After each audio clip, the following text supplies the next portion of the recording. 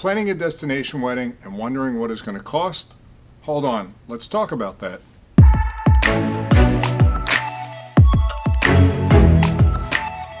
Hey, this is Jack with Vacation Ease. Do me a favor and subscribe to my videos. Press the button to get notified. I do post new videos pretty much every Tuesday.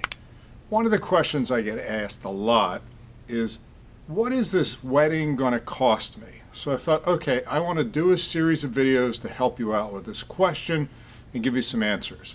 So in this video, we're going to discuss part one. So there's two main costs to hosting a destination wedding. The first, let's call it the travel component. And then the second, we'll talk about private events. So I'm going to break this down in several videos over the next couple weeks.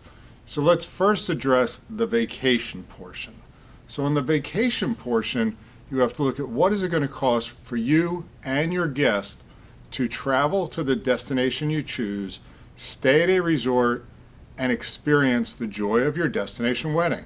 So the first portion of this is the airfare. You're going to have to fly to get where you're going. Now what I would say to you is this is really hard to plan because a lot of people will plan the travel portion or their destination wedding a year to 18 months in advance. The likelihood is we do not have the cost of the airfare a year to 18 months in advance. So that is something that you'll work on in the future. So the next portion we look at is, what is it really going to cost me to stay at that resort as a guest or as a bride or a groom? So the first thing we have to do is figure out, where is it you want to go? Is it Jamaica? Is it Tahiti? Where is it? I mean, there's a lot of different places. Now let's in this video talk mostly about Cancun, Riviera Maya, maybe Cabo, maybe Jamaica, maybe Punta Cana. So typical, exciting beach type vacation locations. Now, our average guest stays 4 nights for a destination wedding. The bride and groom, you, are going to have to be there a couple extra nights. The resorts are going to want you there a couple extra nights. It doesn't matter if it's symbolic or if it's legal. We suggest you're there at least 1 full day before your guests.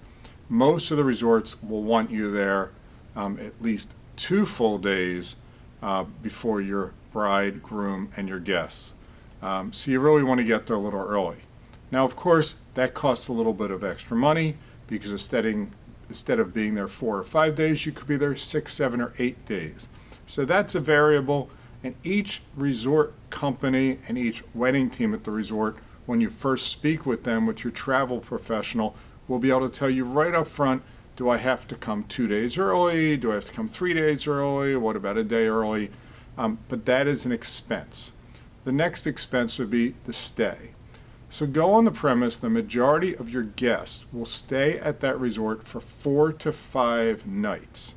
Most of our weddings are held at all-inclusive resorts, and I think that's the best way to do it because that way your guests will know what it's going to cost them. They're not getting charged extra for their meals, their drinks, their activities. So I would say that 95% of our weddings at Vacation Ease are at a all-inclusive resort, and we tend to focus on 4.5 to 5-star resorts. There are lesser resorts. We tend not to work with them just because you are forcing your guests to go on a vacation that they have no say in, and I really think that we need to blow away their expectation, and they all have to have a nice vacation.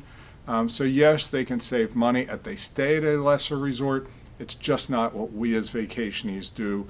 We want your guests to come back and truly enjoy the resort and not think that you saved them $75, but they had a bad experience.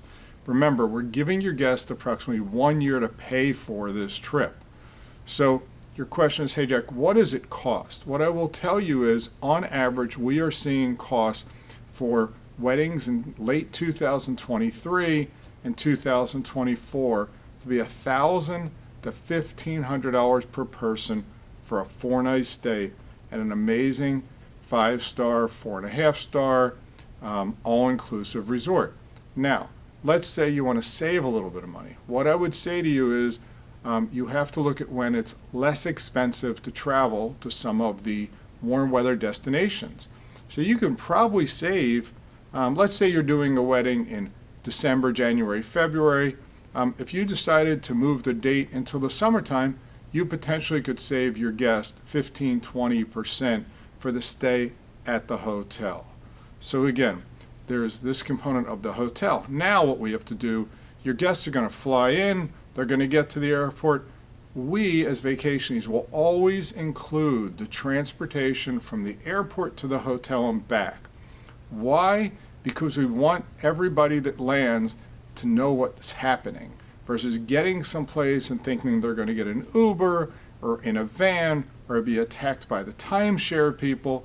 So we want them to be secure when they get there and have some familiarity with maybe a sign that says your wedding name or the name of the resort. We do different things with different places and different resorts, but 99% of the time we're going to include that.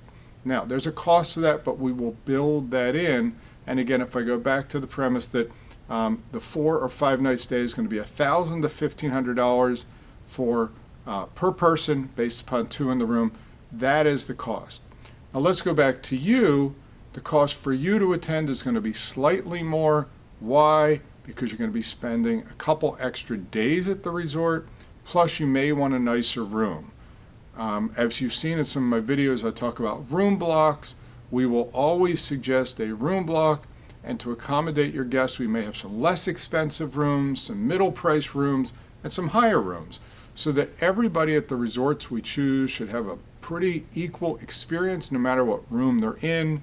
We're not using hotels that are of a class system, that the cheap rooms get cheap experiences. No, we want everybody to have a great time. So again, from the travel side, we have all the expenses we've talked about. Everybody has a great time. My next video I'll do will be what is it going to cost for you and the bride and groom from the ceremony side and the various events you're going to have. So this is Jack with Vacationies. Hopefully this information is helpful. If I missed something, which I might have, please leave a note in the comments and I'll definitely respond to you on other portions of planning the destination wedding.